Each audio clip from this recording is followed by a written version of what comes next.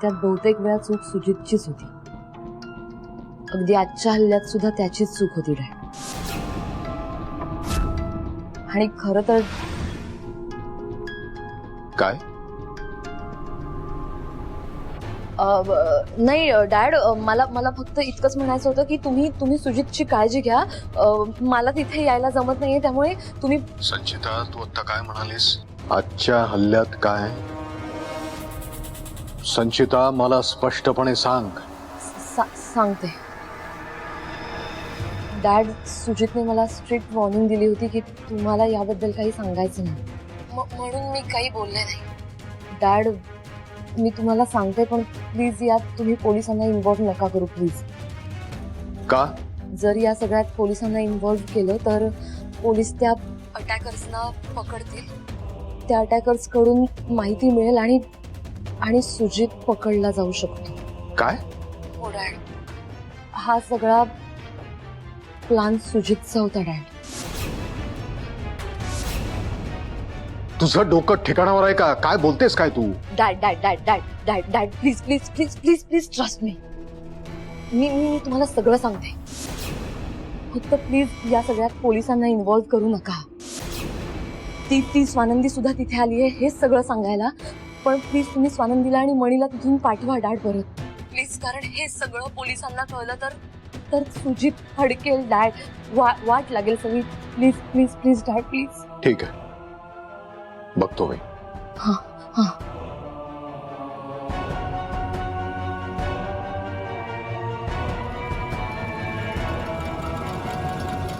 स्वानंदी, तुमच्या हिमतीची ना खरंच दाद द्यायला हवी. तुम्हाला भीती नाही का वाटली? मणी सराव, सत्याची ताकद खूप मोठी असते. ती आपल्या बरोबर असली की भीती आपल्याला स्पर्शही करू शकत नाही.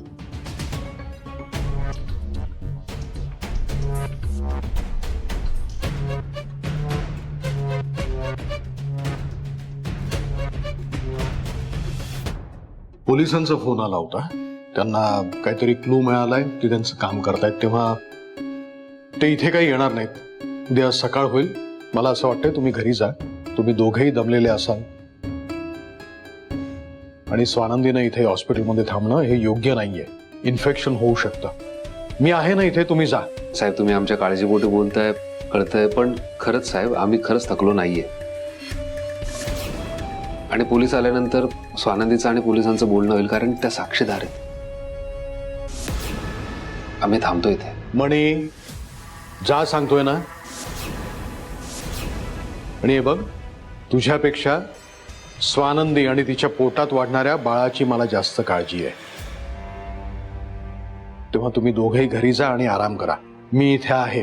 हा, बर, ठीक आहे. पण मग काही लागलं तर लगेच फोन करा. ठीक आहे, काही लागलं तर मी तुला फोन करतो. हा, जा. चल.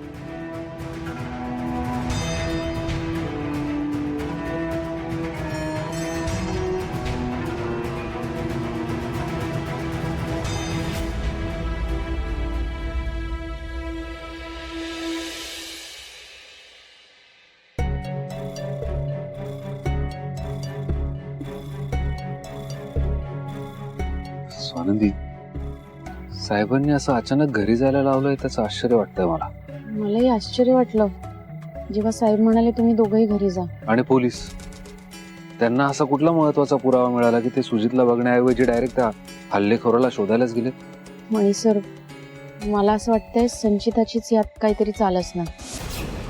तिला आपण हॉस्पिटलमध्ये नको असणार म्हणून आपण साहेबांशी बोलत असताना आपल्याला तिकडनं घरी पाठवलं.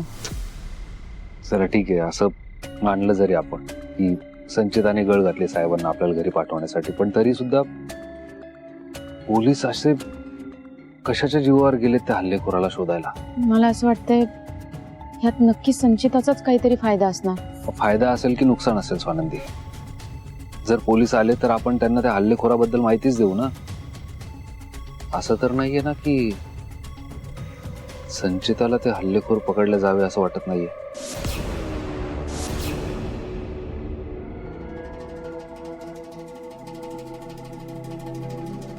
निघूयात.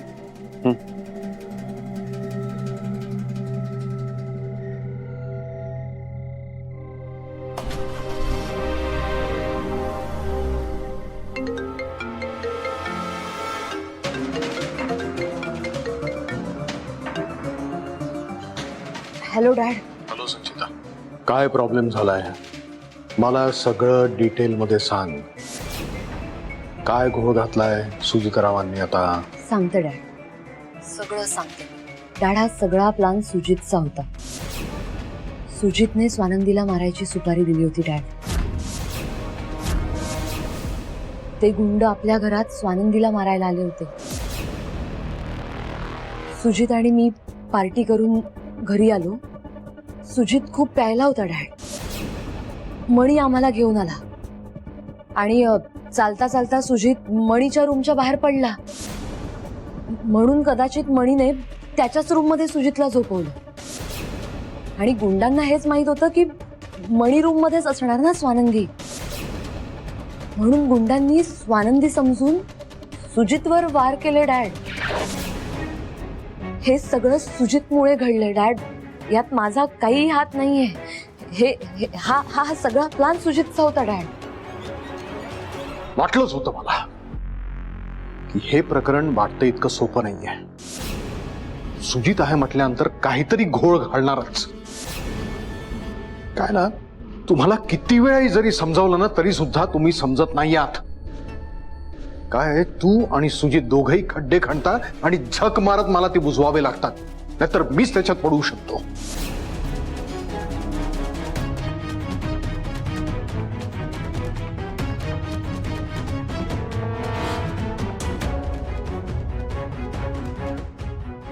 काय ना, तू आणि सुजित दोघही ताप हा ताप कायमस्वरूपी माझ्यासाठी. मूर्खात मूर्ख.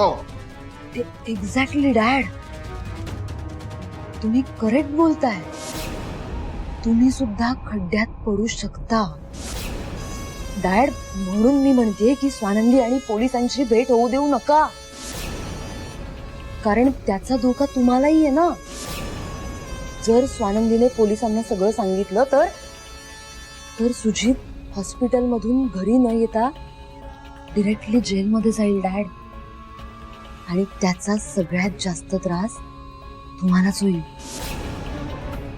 तुमचं पॉलिटिकल करिअर खराब होणार डॅड.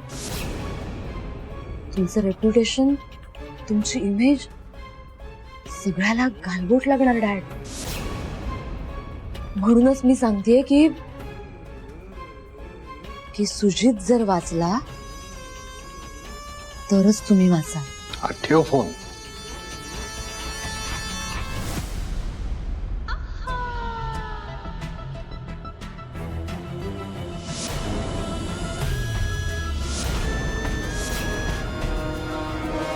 नुसता घोळ घातलाय सुजितने. कमिशनर साहेब, खासदार भालचंद्र सरपोतदार बोलतोय. सगळं व्यवस्थित होणार, नका काळजी करू. मी तुमच्यासाठी काहीतरी खायला घेऊन येऊ का? थोडं खाल्लं तर तुम्हाला बरं वाटेल. हा, मी काहीतरी घेऊन येते. त्याला काय जातंय? खाऊन घ्या. माझा मुलगा तिकडे हॉस्पिटलमध्ये, तो कसा आहे बघितल्याशिवाय मला चैन पडेल. मी जातेच हॉस्पिटलला.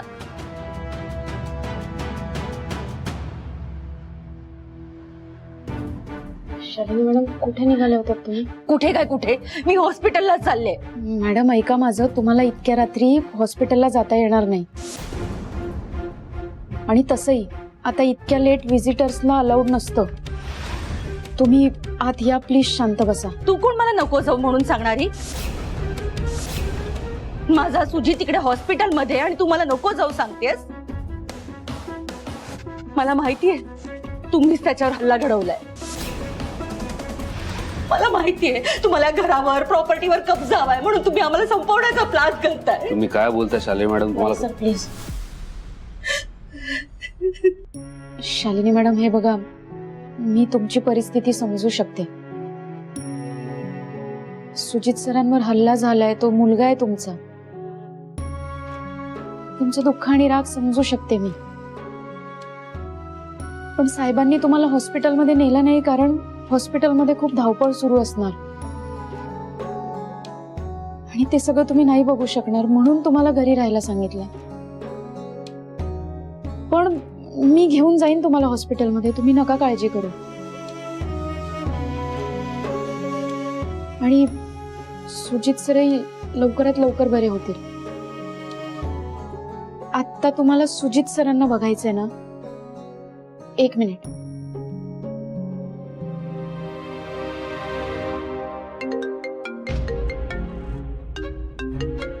अगं व्हिडिओ कॉल. हा काय झालं स्वानंदी? साहेब, सुजित सरांना दाखवता का? मला सुजितलाच बघायचंय. कुठे तो दाखवा ना. शालिनी जरा शांत व्हा तुम्ही, मी दाखवतो.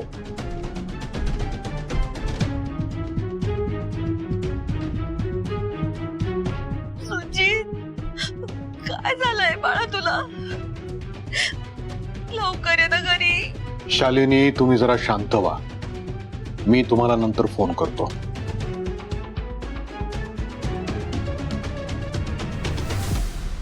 शालिनी मॅडम, प्लीज शांत व्हा, प्लीज. सुजित बरा हो रे लवकर देवा. लवकर बरं कर सुजितला. हवं तर माझं आयुष्य घे, माझं उरलेलं आयुष्य त्याला दे, पण सुजितला लवकर बरं करून घरी पाठव. त्याला काही झालं ना तर. शालिनी मॅडम, हो प्लीज रडू नका ना. तुम्ही किती रडताय, किती त्रास करून घेताय तुम्ही. प्लीज शांत व्हा. हे बघा, देव तुमची प्रार्थना नक्कीच ऐकेल. सुजित सर लवकरात लवकर बरे होऊन घरी येतील बघा. तुम्ही नका इतकं टेन्शन घेऊ. तुम्ही एक काम करा, तुम्ही आत्ता काहीतरी खाऊन घ्या, म्हणजे तुम्हाला बरं वाटेल. मला भूक नाहीये ग.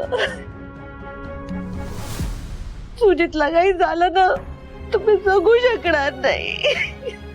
शालिनी मॅडम, अहो असं बोलून कसं चालेल? उद्या सुजित सर बरे होऊन घरी आलेत आणि तुमचीच तब्येत बिघडली असली तर सुजित सरांना बरं वाटेल का? त्रास होईल त्यांना. प्लीज ऐका माझं, थोडंसं खाऊन घ्या, म्हणजे तुम्हाला बरं वाटेल.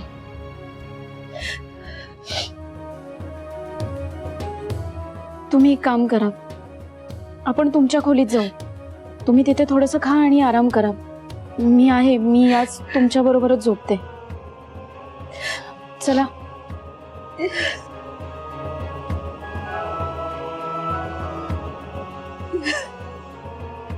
प्लीज शांत व्हा.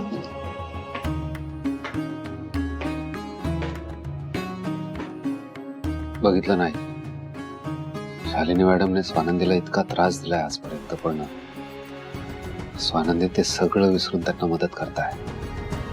माणूस म्हणून स्वानंदी किती चांगली आहे, ह्याचं जिवंत उदाहरण आहे. माणूस म्हणून पद, पैसा, प्रतिष्ठा सगळं कमवता येतं, पण माणूस म्हणून चांगुलपणा आणि सज्जनपणा असावा लागतो. आणि हे सगळं संस्कारातनं येतं. म्हणजे स्वानंदीच्या आईने तिच्यावर किती चांगले संस्कार केले हे कळतं. हे सगळं श्रेय तिच्या आईला जातं.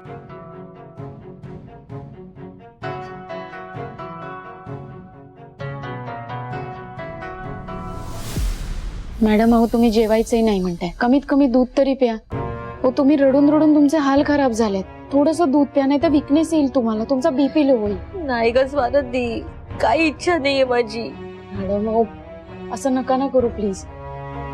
मी मगाशी म्हणाले ना तुम्हाला, जेव्हा सुजित सर घरी येतील बरे होऊन, तेव्हा तुमची तब्येत बिघडली असेल तर त्यांना कसं वाटेल? त्यांना त्रास नाही का होणार हे सगळं बघून? प्लीज थोडंसं दूध प्या. माझं सुजित तिकडे हॉस्पिटल मध्ये, कशी खाऊ पिऊ मी सांग ना. मॅडम, मी समजू शकते.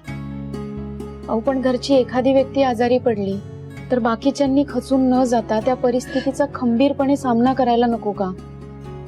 हे बघा, आपण सगळे मिळून या परिस्थितीचा सामना करूया. प्लीज थोडंसं तरी दूध प्या.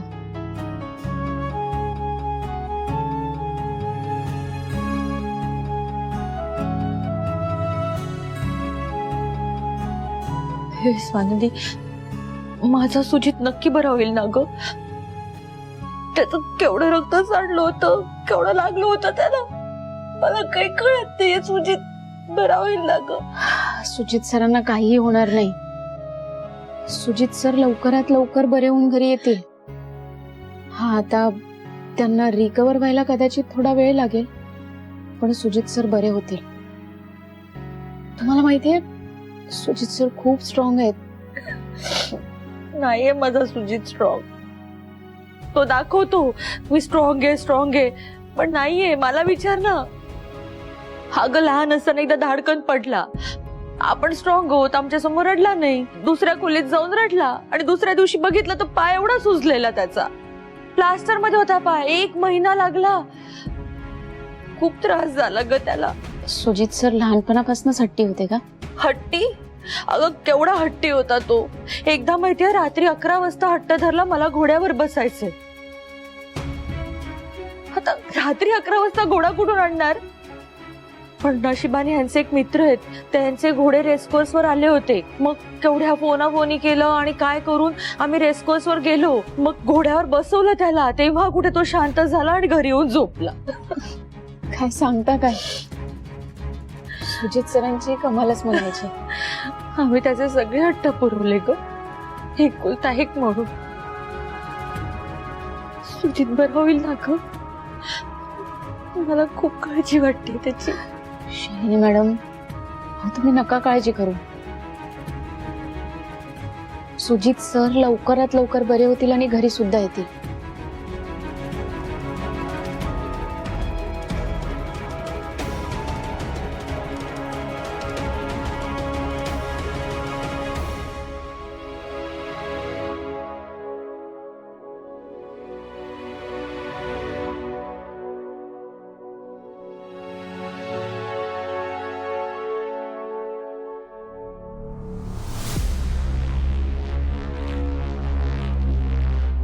आई, तू पण जा ना, झोप ना, आराम कर. कसला विचार करते? नाही म्हणे, मला एक कळत नाही. सुजितला मारायला मारेकरी तुझ्या खोलीत आले, सुजितच्या खोलीत नाही गेले. ते इतका व्यवस्थित प्लॅन करून घरात शिरले. सुजितला मारायचं होतं तर ते सुजितच्या खोलीत गेले असते ना. त्यांना सुजितची खोली माहिती असणार, पण नाही, तुझ्या खोलीत सुजितवर हल्ला झाला. मला सांग, सुजित तुझ्या खोलीत आलाच कसा झोपायला? अगं तू दारू प्यायलेला होता खूप. तोही आणि संचिताई, त्याला धड चालता येत नव्हतं. त्याला नेता नेता तो नेमका आमच्या रूमच्या बाहेरच पडला, म्हणून तिथे झोपून राहिला. म्हणजे हल्लेखोर सुजितला मारायला आले नव्हते, त्या खोलीत नियमितपणे झोपणाऱ्या व्यक्तींना मारायला आले होते. म्हणजे तुला आणि स्वानंदीला.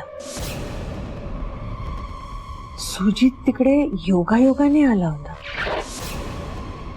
अंधारात कदाचित त्यांना दिसलं नसेल आणि त्यांनी सुजितवर हल्ला केला. हल्ला तुमच्यासाठी होता म्हणे. बरोबर बोलतीये. म्हणजे टार्गेट आम्ही होतो, सुजित नाही.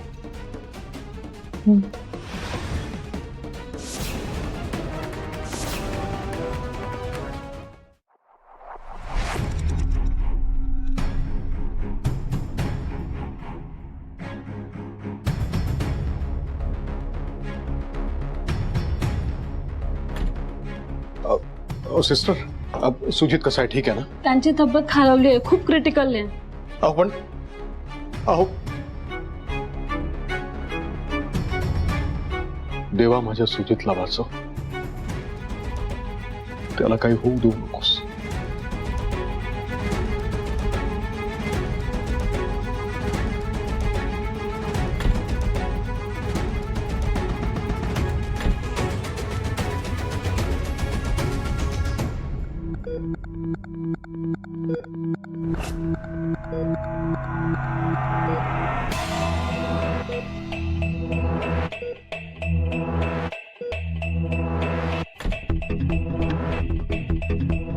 नर्स, तुम्ही कन्सेंट फॉर्म घेऊन या. Okay doctor. डॉक्टर, सुजित कसा आहे? ठीक होईल ना तो? सर, खूप जास्त ब्लिडिंग झाल्यामुळे अचानक सुजितच्या बॉडीने रिस्पॉन्ड करणं बंद केलंय. काय? हो, आम्ही त्यांचा जीव वाचवण्यासाठी प्रयत्न करतो आहोत आणि त्यासाठी एक छोटीशी सर्जरी करावी लागेल. का?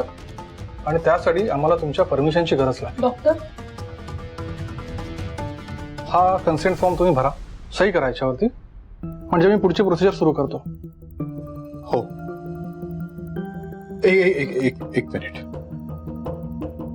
पेशंट आणि नातेवाईक त्यांच्यासाठी तुम्ही देव असता.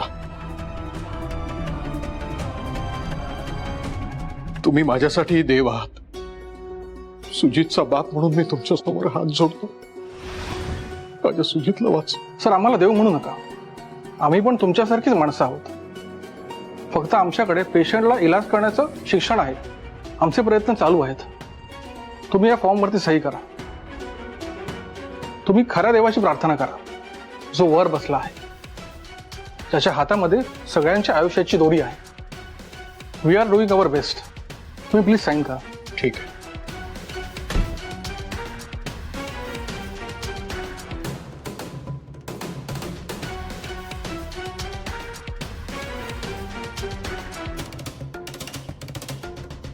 सर, तुम्ही तुमच्या नातेवाईकांना बोलवून घ्या. ठीक आहे.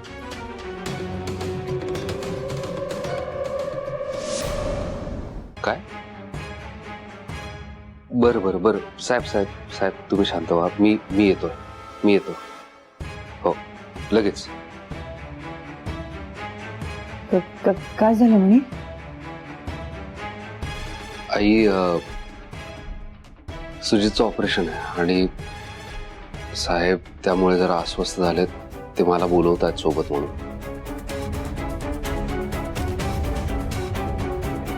आई, तू अजूनही तोच विचार करतेस का? आई, ते गुंड मला मारायला आले ही एक शक्यता आहे फक्त. असंही असू शकतं ना की ते चोरी करायला आलेत आणि पहिले माझी रूम सापडली आणि त्या रूम मध्ये घुसले आणि त्यात नेमकं सुजित होता. त्याने त्यांना विरोध केला म्हणून सुजितला दुखापत झाली. असंही होऊ शकतं ना. हे बघ, मी आता तुझ्या समोर एकदम व्यवस्थित आहे की नाही, मग नको विचार करू कुठला. ओके, शांत झोप. मी जाऊन येतो.